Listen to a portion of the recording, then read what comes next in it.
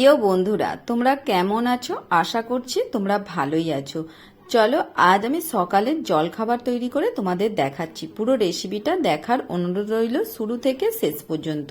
আমি কিভাবে এই জলখাবারটা বানাচ্ছি তাহলে দেখতে থাকো। দেখো, এখানে আমি 1 বাটির একটু কম সুজি নিয়েছি। সুজিটা নিয়ে আমি পাশে রেখে দিচ্ছি। এরপর আমি একটা মিক্সার জার নিয়ে নিচ্ছি। এই মিক্সার জারের মধ্যে আমি সুজি ঢেলে দিচ্ছি আর 1 বাটির একটু কম টক দই নিচ্ছি। তারপরে পরিমাণ মতন চিনি নিচ্ছি। মিষ্টিটা যে যেমন পছন্দ করবে, তবে মিষ্টি খুব বেশি দরকার নেই, অল্প করে মিষ্টিটা দিলেই হবে। এরপর 1 চামচ সাদা তেল দিয়ে দিচ্ছি আর খাবার সোডা দিচ্ছি 1 চিমটে। অল্প জল দিয়ে মিক্সারটা একবার ঘুরিয়ে নিচ্ছি। একটা পাতলা ব্যাটার তৈরি করে নিচ্ছি। দেখো, ব্যাটারটা এই রকম হবে। এরপরে আমি এই ব্যাটারটা একটা কাঁচের বাটির মধ্যে ঢেলে নিচ্ছি। বাটির মধ্যে দিয়ে দিচ্ছি আমি সাদা জিরে আর পরিমাণ মতো নুনটা দিয়ে ভালো করে একটু হাতার সাহায্যে ঘেঁটে নিচ্ছি। এরপর আমি যেই থালাটার মধ্যে আমি এই জলখাবারটা বানাবো সেই থালাটায় তোমাদের কাছে নিয়ে আসছি। একটু তার আগে নেড়ে চেড়ে নিচ্ছি ব্যাটারটা। দেখো, ব্যাটারটা তৈরি হয়ে গেছে। ব্যাটারটা আমি এখন পাশে রেখে দিচ্ছি। একটা স্টিলের থালা নিয়েছি। এই থালার মধ্যে অল্প সাদা তেল দিয়ে দিচ্ছি। একটা ব্রাশের সাহায্যে একটু ব্রাশ করে দিচ্ছি। দেখো, এরপরে আমি এই ব্যাটারটা এই থালাটার মধ্যে ঢেলে দেব।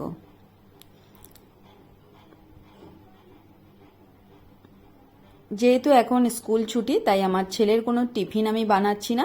আর ছেলে বলে যে মা, সকালে আমি কি খাবো, মুড়ি না খেয়ে কিছু একটা খাবো, তৈরি করে দাও। তাই আমি এই জলখাবারটা বানিয়ে দিচ্ছি। দেখো, ওপর দিয়ে একটু লঙ্কার গুঁড়ো ছড়িয়ে দিচ্ছি। তারপরে আমি গ্যাসের মধ্যে কড়াতে জল গরম বসিয়ে দিচ্ছি আর একটা স্ট্যান্ড দিয়ে এই থালাটা আস্তে আস্তে বসিয়ে দিচ্ছি।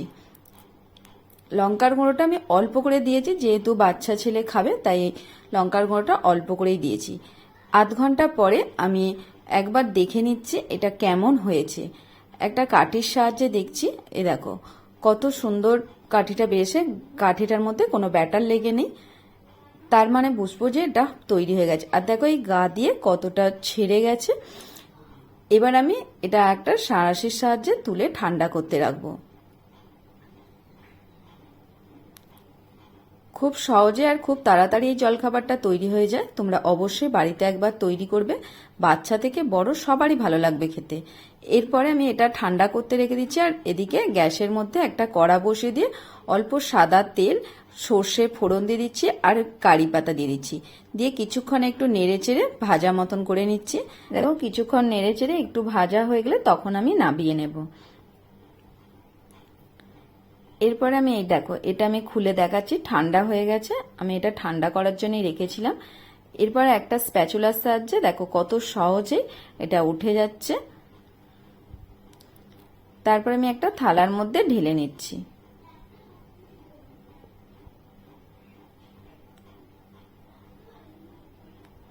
এই দেখো, থালার মধ্যে ঢেলে নিয়ে আমি যেখানে তেলের মধ্যে কারি পাতা আর সর্ষেটা যে ভেজে নিয়েছিলাম, সেই ভাজাটাই এর মধ্যে ওপর দিয়ে ছড়িয়ে দেব।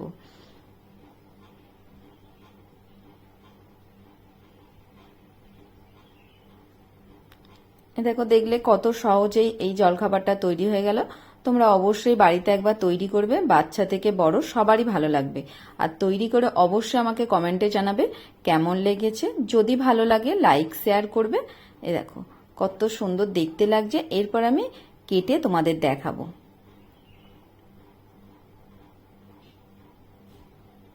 প্রথমে আমি দুভাগ করে নিচ্ছি। পিৎজার মতন আমি কেটে নিচ্ছি।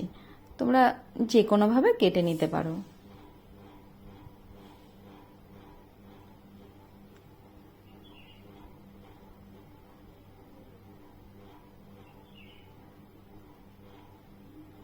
এই দেখো কত সুন্দর হয়েছে আর খুবই নরম হয়েছে। খুব তাড়াতাড়ি হয়ে যায়। অবশ্যই তোমরা একবার বাড়িতে তৈরি করবে। আজ তবে আসি।